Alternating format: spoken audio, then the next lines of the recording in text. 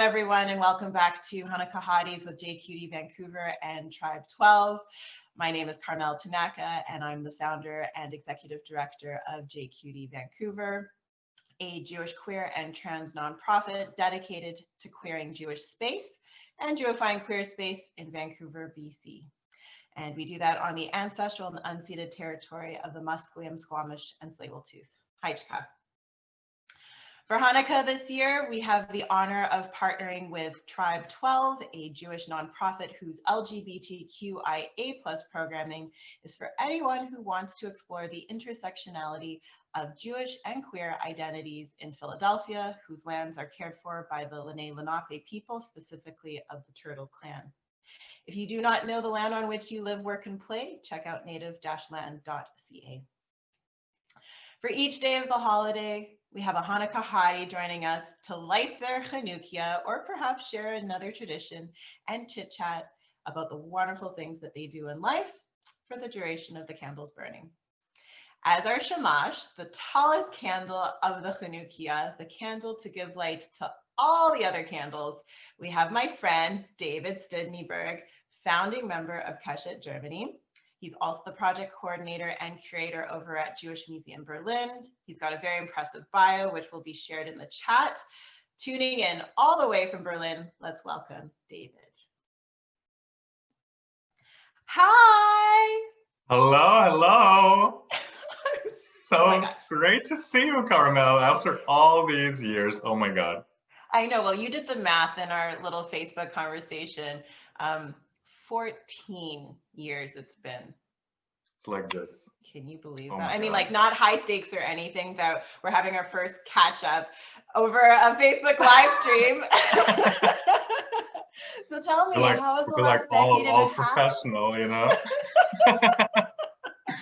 No, I'm telling you, it's so lovely to be here with you now, and thanks so much for the invitation. I said it before, it's such an honor to be included in this group of people, of these amazing people. I enjoyed it so much to watch all of them during the last days of Hanukkah, and to have a little bit of their stories and get to know their work, and they do all these amazing things, and to find little connections and intersections where you can maybe get into corporations and stuff, and it's just wonderful. And you're an amazing host. Excuse me, you should be on national television.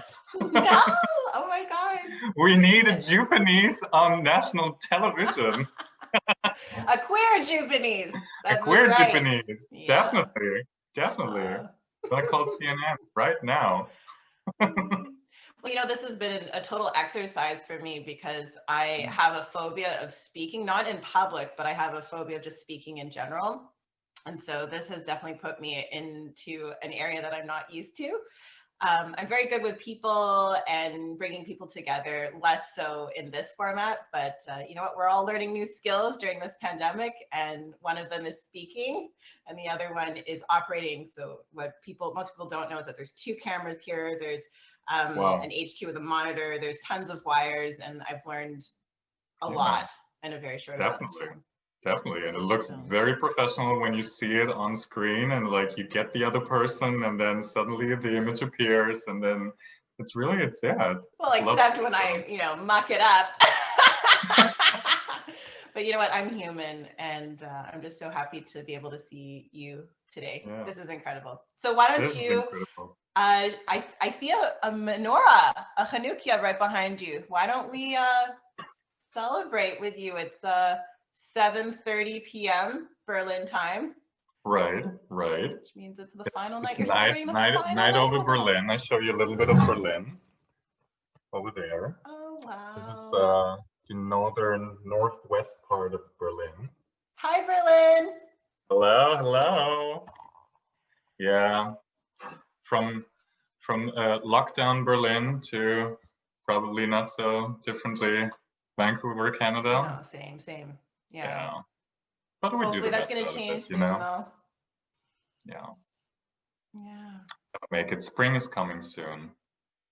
I mean, we still have to get through winter. But I love your optimism. Oh, great. All right, let's light the candles. Okay, let's do it.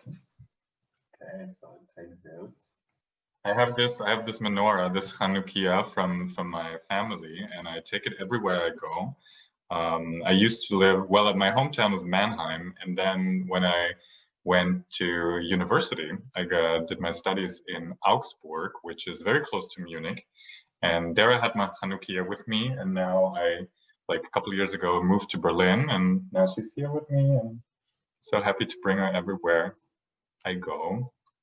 And I'm gonna say, because I was very impressed, I was super impressed. I saw the video with you and Stuart when you did the different brachot, and this was plain amazing, and I loved it. I have to say, I will do the masculine version because I know the melody of it. From the others, I have to learn it. I have to learn how to sing it. I tried. It was not easy because there's a few more added syllables and that. Right. Yeah. Right. Yeah. Need to practice it for next year. Absolutely. Absolutely. This is going to be a series. Nice. All right. So here we go.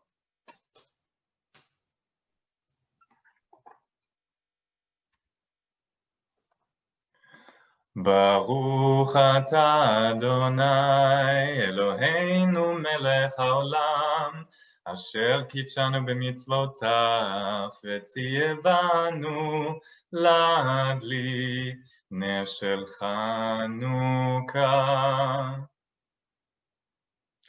ברוך אתה אדוני אלוהינו מלך העולם שעשה ניסים לאבותינו בימים ההם בזמן הזה. הנרות הללו שאנו מדליקים, הנרות הללו שאנו מדליקים, על הניסים ועל הנפלאות ועל התשועות ועל המלחמות שעשית לאבותינו, שעשית לאבותינו בימים ההם, בימים ההם, בימים ההם, בזמן הזה. חנוכה שמח. Chag Sameach, Hamud. This is so lovely. Oh, and what's also great is to hear another melody as well, to hear the different traditions that are around the world. And wow, that's great. So for everyone who's wondering, I lit the Shamash in honor of David here, the one candle to rule them all, because tonight we have our celebration in the evening for our final candle for Hanukkah. So, so lovely. Well, David, there's so much I want to talk to you about, and so I thought we should start with the obvious. You're a founding member of Keshet Deutschland in Germany, so thought you could walk us through what that was like and where you're at today. Yeah, well, this was an amazing ride until today. We're very young, so it's although these past 2 years flew by very fast, but yeah, we're a young association, and it was founded in November 2018.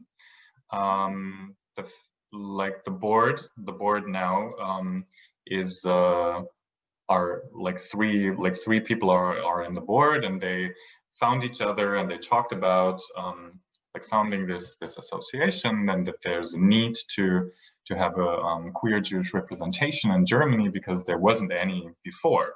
In the 80s, 90s, there was a group in Cologne called Yachad, and this was kind of like something like Keshet today, but it had another approach, because in the 80s, 90s, as you know, times were totally different from today, and also rights for queer people were completely different, and they were still how do you say, like, criminalized in Germany. So there was still this paragraph in ruling law that criminalized homosexuality. So this group in the 80s, 90s had the goal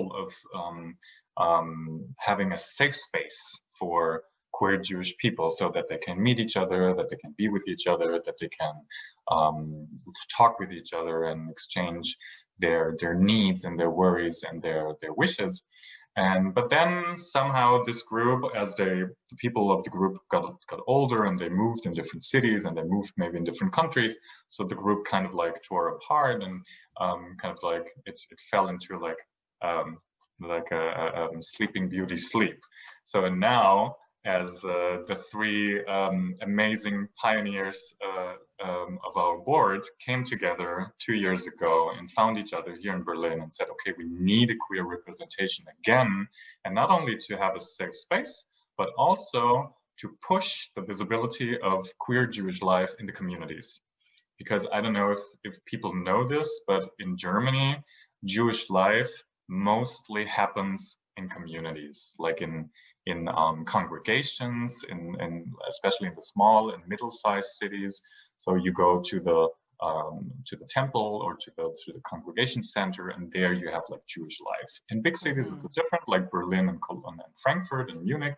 There you have Jewish life in different kinds of places, but mostly it happens in a temple, in a synagogue, or in the congregation center. So this is what Keshet wants. We want to be there. We want to be in these centers. We want to go to the youth clubs. We want to organize queer Shabbatot at the temples, at the synagogues, so to make really queer Jewish life visible. And that's what we did for the past 2 years. And we celebrated beautiful Shabbatot in Berlin, in different kinds of synagogues, not only liberal synagogues, also conservative synagogues, which was a real stretch. Wow, that's incredible. Yes, there was quite a bit of resistance in the first place, but there were some people but there was some people of the synagogue, of the center, that said, no, we want to do this, and this is now, it's 2019, and it's time for us to have a queer Shabbat in our synagogue, and this was just beautiful. So this is what we do, and we try to reach especially young people. We also want to focus on Russian-speaking families, because 90%, about 80 to 90% of all the Jews that live in Germany come from Russian-speaking countries. So interesting. I did not know that. Yeah. Okay.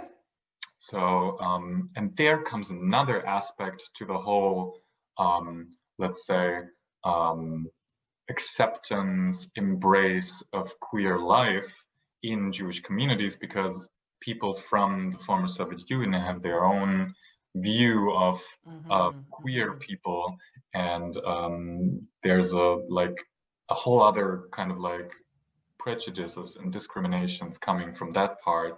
So we need also to focus on this specific group to create adequate programs and adequate educational programs to reach them, so that they feel safe, feel embraced, that they know this is something they can somehow relate to. And so it's a long way to go.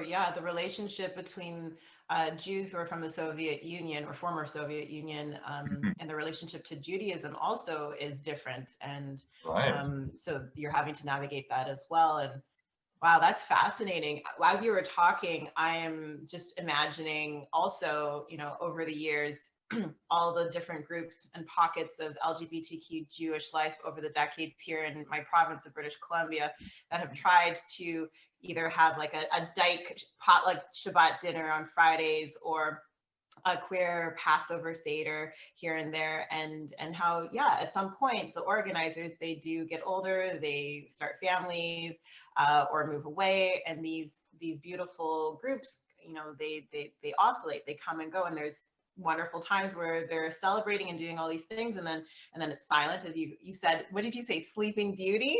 Is that how you referred to it? Which I thought was beautiful. Sleeping Beauty sleep, yeah. We're not away, we're no longer there, we're still here, but we're in a dormant stage.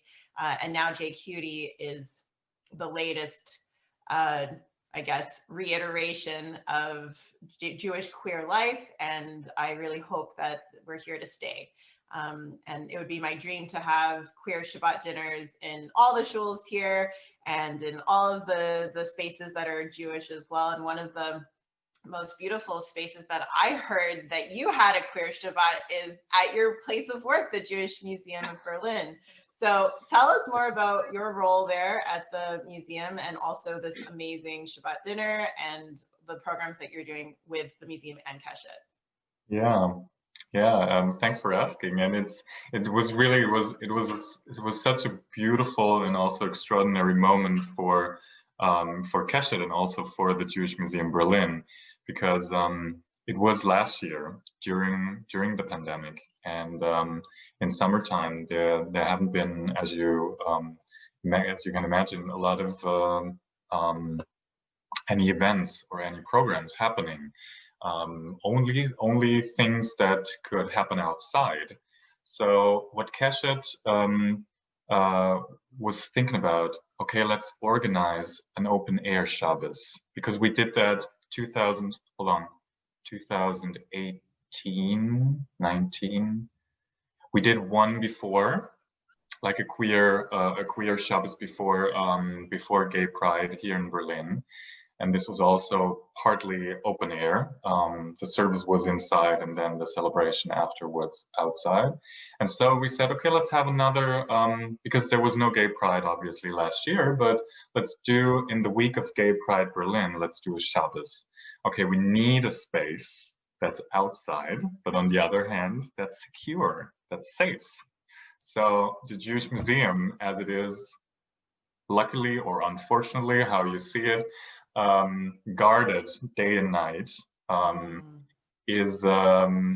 was a perfect place for that, because it has a beautiful garden, like an old Baroque garden, and these beautiful trees and flowers, and space to sit and to eat. And then so I said, okay, I could be like the intersection point between these two institutions. And so we did, and since a couple of months, we have a new head of the museum. She's from the Netherlands. She's an amazing woman. She is a super professional. Since 35 years, she's working in the museum area, and is Jewish herself. And she was like, yeah, let's do this. And everyone was fine with that. So we said, okay, let's do this. And even though there's a pandemic going on, and we try to be very safe and very stick to the rules, and it was a bit of a challenge, like to have like these seats organized. Everyone had to sit like in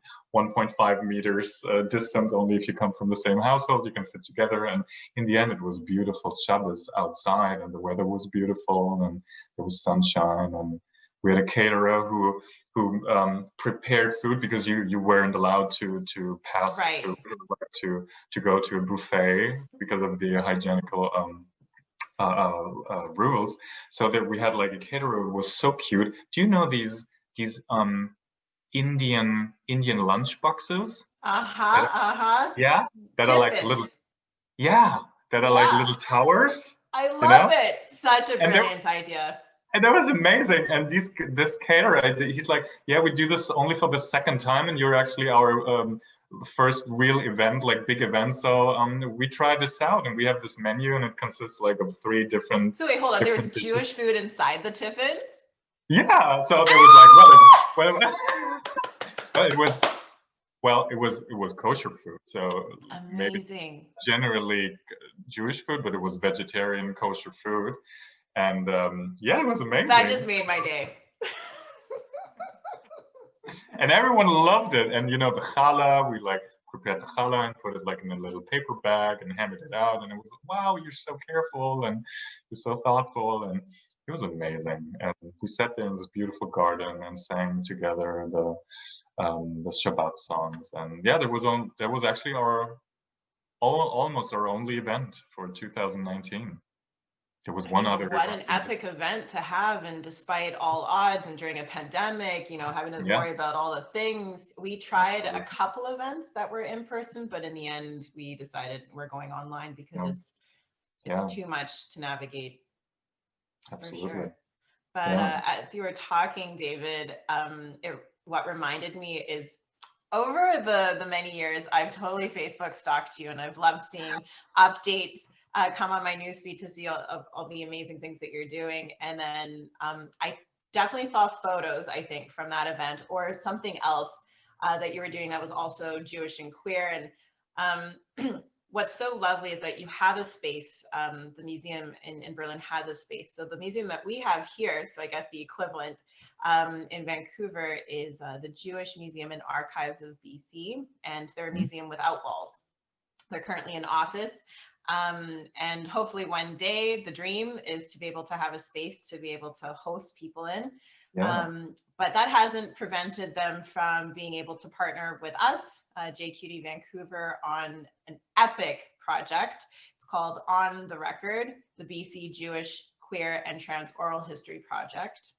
Wow. And it has been also an incredible partnership to be able to, well, one for me and a bunch of people to learn how to interview. I had never done oral histories before. And so we're being taught by their lead archivist how to conduct the interviews. We also shared, we queered the interview questionnaire to make the questions more fitting for those who are from the LGBTQ community. So it was a learning process for both JQD as well as the museum. And yeah, it's great because not only are we hearing stories from people who are as old as in their 80s talking about Jewish queer life in these areas since then, we're also getting to see how it's changed over the decades. And I see in my future a lovely Shabbat dinner at a future Jewish museum here. Absolutely. Oh my God! And Keshet Germany would love to join. We would love to have like a little cooperation trip to Vancouver to join you guys. Yeah. Well, in July 2018, I helped organize one of the largest celebrations of Jewish Pride in Vancouver with 31 participating organizations. It was called Shabbat Dinner with Pride Colors, and it was held at a beautiful garden, Van Dusen Gardens. And it was the first time that Jewish families were able to come, and there were a lot of dignitaries, and it was a big, huge deal. And that's really where JQD got its start. So there is something about Shabbat that no matter where we all come from, where we are on our journey and our relationship to Judaism or not, whether we're secular or not, Challah and Shabbat, it doesn't matter. It brings us together. And absolutely. Yeah. Oh, absolutely. I can't wait to come visit you in Berlin one day. Please do so. So tell me a little bit, because for me, this is also very new, and I think you do an amazing work. What is for you, or like for JQD? What are the main goals? What you focus on the most? Well, our mission statement says we queer Jewish space and we Jewify queer space, and so that means I love that. Partnering with other Jewish organizations in order to meet them where they're at in terms of their inclusion of the LGBTQ community. And I understand that there's a spectrum. Not everyone's on the same page, and we're here to help support in those endeavors. And so our partnership with the Oral History Project, which I see now someone is asking, how do we learn more about this Oral History Project? I'm going to post after this video more information of how to get in touch. But just to let you know that I'm the lead interviewer, so I'm gonna leave you my email and then you can get in touch with us and I can tell you more. We're about 50% of the way. So if anyone is tuning in, if you are an older adult in the Jewish community who has either lived in British Columbia at some point or now lives in BC, we would love to hear your story. So get in touch for sure. So yes, and then the flip side of what, instead of queering Jewish space, is to Jewify queer space. So that means partnering with local queer organizations and showing up and sharing our traditions, celebrating all of our identities together. We found in many ways that it's often that we have to hide part of our identity in order to fit into one community or the other. And there was a survey that we did early on in the early days where it came up pretty regularly, and this is a sad reality, that it's easier to be out as gay in the Jewish community than it is to be out as Jewish in the queer community. Wow. Yeah. So we're trying to create safe Jewish space here at JCUTI, whether it's online or in person, or in other organizations, so that we can celebrate all of our identities. Perfect. Perfect.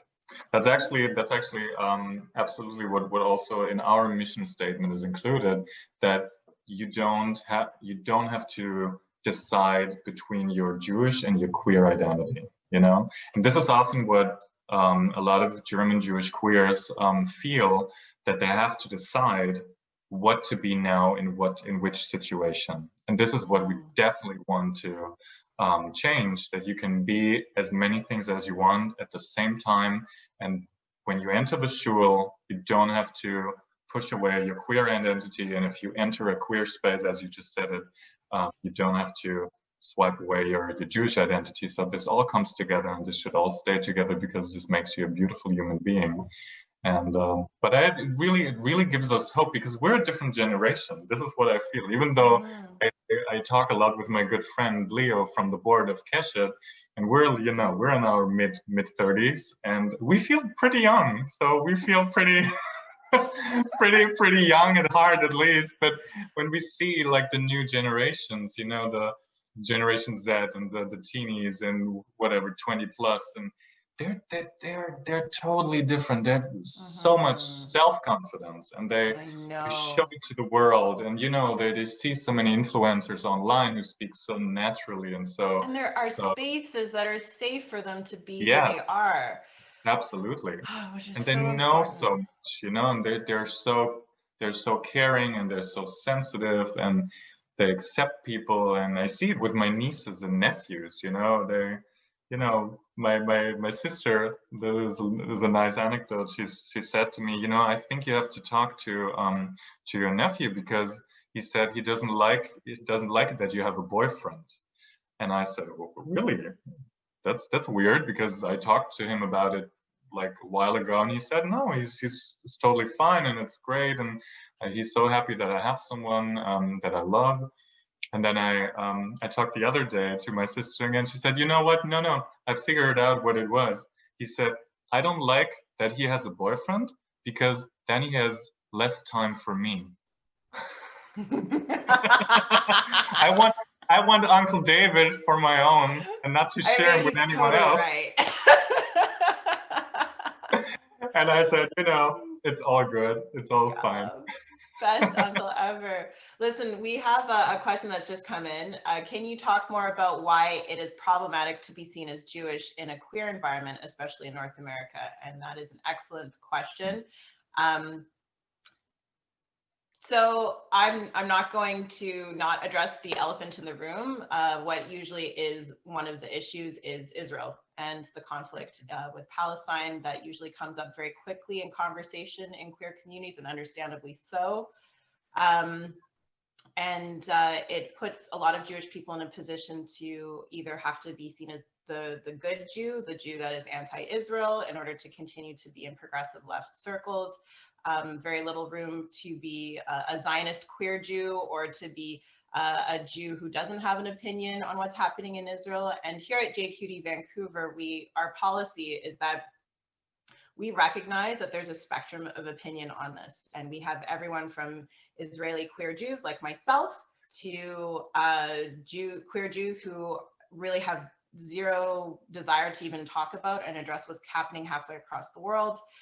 We have those who are Zionists, those who are anti-Zionist, and our mission is not to solely talk about what's happening in the Middle East, but to create safe space specifically in Vancouver and in BC for Jewish queer people to celebrate their identities. And so, yes, it is something that we need to navigate, and we have to navigate sadly on the daily, because whether we choose to or not, we're categorized and approached to give an opinion. And it's not just from queer community, we're also being pressured from within the Jewish community as well to take a stance. And our stance is not to take a stance. Our tent is very large and very open, and we want to be able to have this conversation, we're very open to have this conversation. Thank you for the question. Is that something similar that you're dealing with at Keshet in Germany?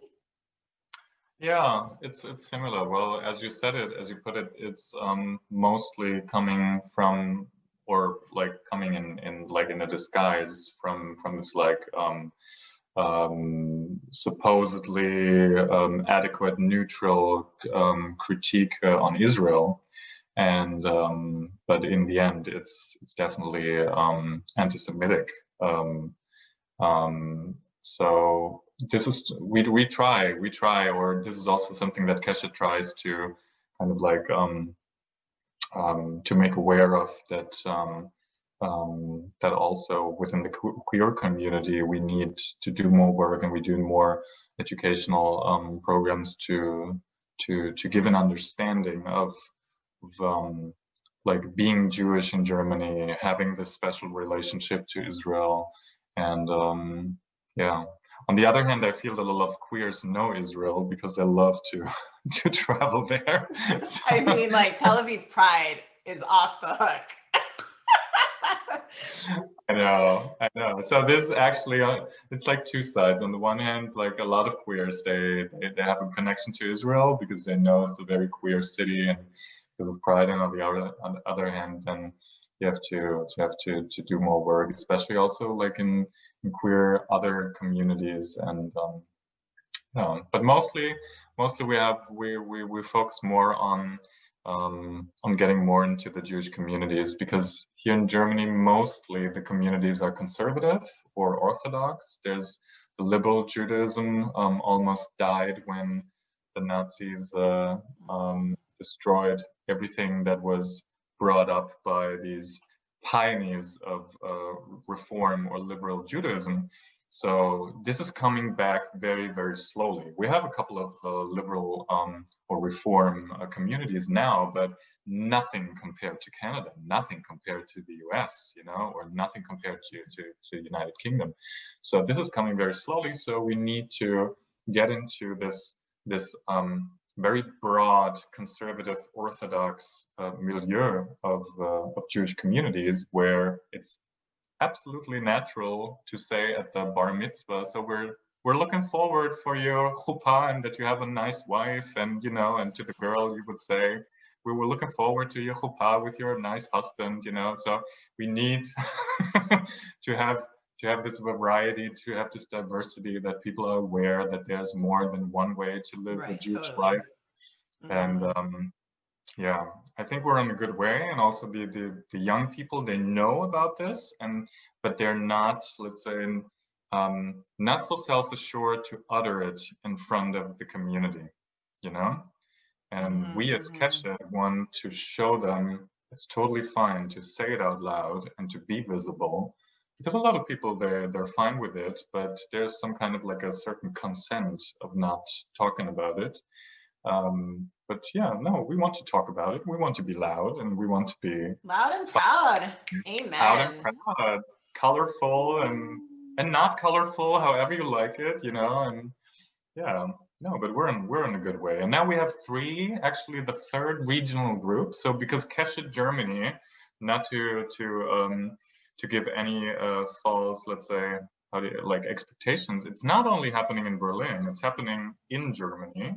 So we have a regional group in Cologne, and we have a group now just established a few days ago in Munich. Amazing. Well, Mazel Tov. That's exciting. Thank you.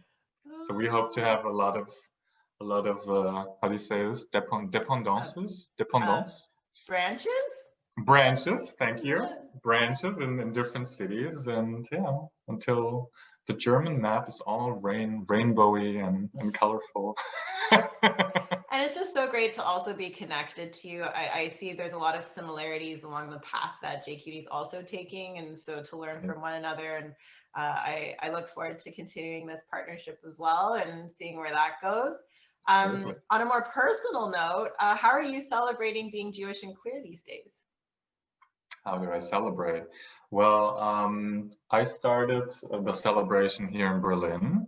I lit up the candles in my home, and So, and I actually lit them up for the Jewish Museum on the first night, because we had this, yeah, we had this beautiful row, like series row, that every night another staff member of the Jewish Museum would light up their candles from their home and invite people to join them. So I had the honor to start at the first night. That's what I did, and then I traveled to my family, and celebrated a couple of days with them. This was very special. I could totally connect with what Stuart says.